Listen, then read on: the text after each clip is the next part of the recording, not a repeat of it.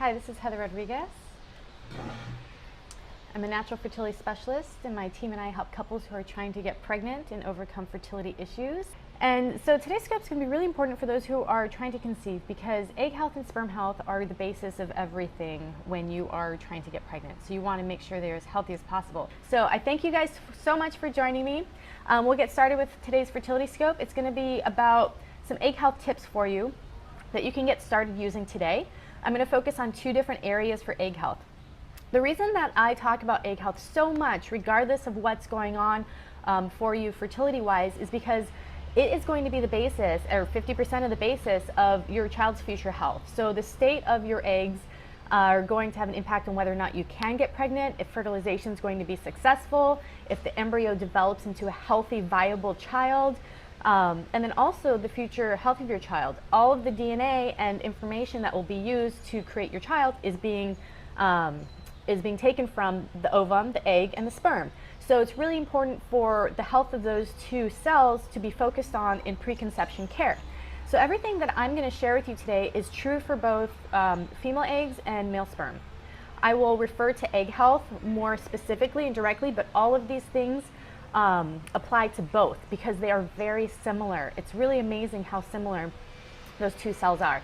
So the first thing with egg health is that a lot of people have heard that the eggs that you're born with are the eggs that you have. You can have no impact on their health. You can have no impact on having more eggs. You're just kind of set with what you were born with.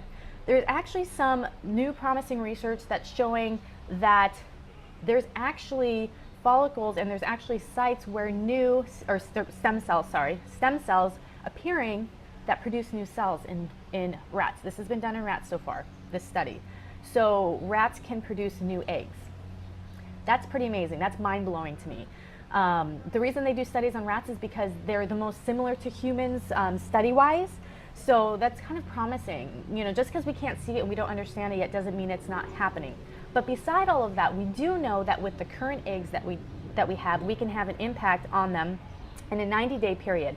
So what you're doing right now, the things you're doing today, tomorrow, this next week, are impacting the egg that you ovulate 3 months from now. So there's a 90-day cycle of an egg, and there's a window where your circulation, the foods you're consuming, the chemicals you're exposed to, the stress you're experiencing, the wonderful, beautiful thoughts that you're having, all that great water and exercise that you're doing, anything that you're doing, good or bad, can impact the health of your eggs during this window, which is amazing. It's absolutely amazing. So what we can do during that time is we can protect the egg, we can make sure that your blood is full of nutrients and that it's full of oxygen and you're just bombarding your eggs with wonderful nutrition. There's actually, it's not just one egg at that time, there's actually a group of them that will be going through the cycle before the main egg is going to be chosen, which will go on to ovulation. So there's actually a group of eggs that are being affected right now. And same with sperm. The cycle is a little bit longer. I've read anything from 72 to 80 days, the cycle of sperm production. But again, that is going to be impacted by what your partner or the male is consuming and exposing himself to. So there's two things I'm going to cover today that you can get started with right away for egg health. We've covered why it's important. Something that you have control over. That's what we want to focus on. We want to empower you to give you information on the things that you can do, that you don't have to depend on someone outside yourself to do to you. That can make a really big difference. And the bonus of all of this is preconception care. Even if you're just the girl who's just like, I want to just be super healthy before pregnancy, I know I can get pregnant, I don't have any fertility issues. This is one of the greatest gifts that anyone can give to their child, is to prepare ahead of time for conception and to have the healthiest conception possible. There's so many factors that can impact your child's life and their health for the rest of their life, that you can make right now, especially reducing exposure to chemicals. There's been huge links with that with ADD and different learning disabilities and so on. So right now, this is a gift. This is a gift that you're giving your future child. Okay. So the first thing that I'm going to talk about is increasing circulation to the reproductive system. And the reason that this is going to be so important is you're doing these dietary changes, you're taking supplements, you're using herbs, you're doing all these things. But if your circulation is not flowing properly, and if you're not having ample blood flow to your reproductive system, all those things are not going to reach the area that they need to be reaching. So we have such sedentary lifestyles. I'm sitting right now. I sit at a desk when I'm working at my computer. We drive around. You know, how many people do you know have jobs where they're not sitting down? Majority of people are sitting down for their job. So that's something that to think about is how can I increase circulation more in my day? There's a couple easy ways you can do that. One is taking a break every 90 minutes when you're working and moving around and doing something. Another is to do fertility yoga. Fertility yoga is amazing. There's a lot of different benefits to fertility yoga. Not just, it's wonderful for increasing circulation, but for resetting the endocrine system, for helping to reduce stress. You should definitely look into adding fertility yoga to your program. It's fantastic. There's 2 fertility yoga DVDs that we work with that are in the Natural Fertility Shop. One of them is which is my favorite, is based on the phases of your cycle. So there's 4 different yoga programs that you do, one during your cycle, one during your follicular phase, another right around ovulation, and then one during your luteal phase.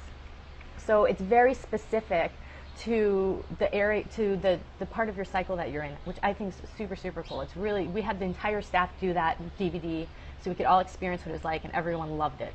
So yoga is a fantastic way to increase circulation. Another is going to be massage. I used to be, way back when in my former life, I used to be a massage therapist, and I worked with all kinds of people with all kinds of issues, and massage is one of the best ways to increase circulation. So if you have someone near you that is a fertility massage therapist and you can afford it, take advantage of that. There is massage therapists that do Mercier therapy. That's specific for fertility. So you can look that up online and see if they have a practitioner near you. Jennifer Mercier, she's fantastic. We've talked and worked together, and her work is great. She's doing such great work. Mayan abdominal therapy is another form of massage that you can find a practitioner for near you. You could just do a search online. They've got directories for their practitioners. But you do need to do it often, at least once a week. So for that reason, I created self-fertility massage, which is a self-massage technique that you do for yourself in your own home. And it's very easy to do. It's very relaxing. And you can get my DVD for it on my website. And it teaches you the strokes and the different things, so you can massage it's all done externally on your abdomen. So you can massage your uterus, your ovaries, your intestines, your stomach. That helps a lot with stress, stomach massage. And just the whole area to break up the fascia and help with circulation. So massage is another fantastic way. Another really easy way is going to be castor oil packs. These are very easy. It's something that has been around for a very long time, that's used for all kinds of health issues, but it's wonderful for fertility because it increases circulation, and it also brings heat to the area, and it's also slightly detoxifying. So castor oil is fantastic. The only time I wouldn't do castor oil is with endometriosis. But mainly in any other case, or like right after, you wouldn't want to do any of these things right after transfer or ovulation, just so you know. That's a time for rest. And then the last is going to be water. I mean, that's kind of a given. That increases circulation, that helps to make the blood so it's flowing, decreases stagnation. Drink plenty of water. One thing that I do that may sound super simple, but drinking that quart first thing in the morning, you can put some lemon in it, put whatever you need in it. It's a quick and easy way to drink your water. It makes a huge difference in your circulation. A lot of people have very sticky, stagnant blood because they're not drinking enough water. And we want everything to flow and to travel to the reproductive system, especially all of these nutrients and things that we're about to talk about for egg health. So the next thing that's going to be important for egg health is what you're eating and what you're not eating, like what you need to avoid. So I'm going to ramble a list here of foods that are good for egg health and superfoods. So we've got royal jelly, maca. These are going to be more supplement type things, and then I'll get to the food. Royal jelly, maca, fertility greens, broccoli, berries, dark leafy greens, halibut, salmon, pumpkin seeds, sesame seeds, turmeric, and ginger. So those are the foods that are very specific for supporting egg health and sperm health. It's going to be the same exact thing for the men, that entire list, very specific. The reason is a lot of those foods have either minerals, antioxidants, essential fatty acids, iron, folate, or zinc. So that's why I chose that grouping of foods, or the increased circulation, like the turmeric and the ginger increase circulation. So those foods are very specific and helpful for egg health. So make sure you're adding those to your diet. Here are some dietary and lifestyle habits to avoid because they may actually cause damage to egg and sperm health. Cigarette smoking. Number one, cigarette smoking causes so much free radicals in the system that you definitely want to quit smoking, both partners. Caffeine, more than 2 cups a day, have been linked to increased rate of miscarriage. So keep it at least to under two cups. Alcohol, reducing alcohol. Alcohol has a huge effect on blood sugar levels. Sugar, again, has an effect on blood sugar levels, which directly will affect your hormonal balance. I've talked about it. I think yesterday's scope is still up for another hour or two, but I talked about it in a previous video about how important keeping your blood sugar levels is for hormonal balance. Avoiding non-organic meats and dairy.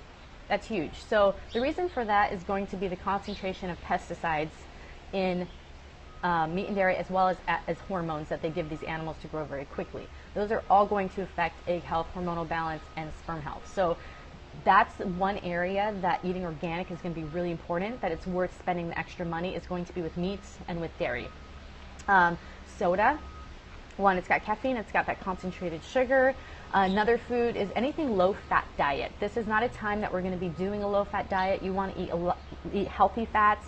When you're eating low-fat foods, like say you're at this grocery store and you're getting low-fat yogurt, look at the sugar count. To make up for the lack of flavor because fat is missing, they're going to add the sugar, which is going to cause blood sugar imbalance and all of that. So low-fat diet is not something we actually want to focus on right now, but the fats you're eating, we want to make sure they're healthy fats. It's not just like a free ticket for, oh, I'm just going to eat a bag of Lay's potato chips. You want them to be healthy fats. So the salmon's going to be great. The nuts and seeds are going to be fantastic. Eggs, egg yolk. Also avoiding processed foods because they're going to contain a lot of soy. They're going to contain corn syrup, all which are genetically modified foods. And we want to avoid trans fats, which is getting so much easier because there's a lot more regulations about trans fats in our food system here in the States, which is so great. So the GMO foods, easiest way to avoid them or to mitigate them is to focus on organic foods and to also just eat whole foods. I understand everybody can't afford organic. I totally get that. So stick to a whole food diet and kind of avoiding the corn and the soy. That's the most genetically modified foods that we currently have. So those are my tips for today on increasing egg health. They're going to be to increase circulation. I gave you some ideas on that. Massage, exercise, yoga, castor oil packs, drinking water, and then the nutrients and the foods for egg health, as well as what things to avoid to prevent damage to the eggs. So I hope you found that helpful. Yeah, I hope you found that helpful. So that's the end of my fertility scope today. Thank you so much for joining me.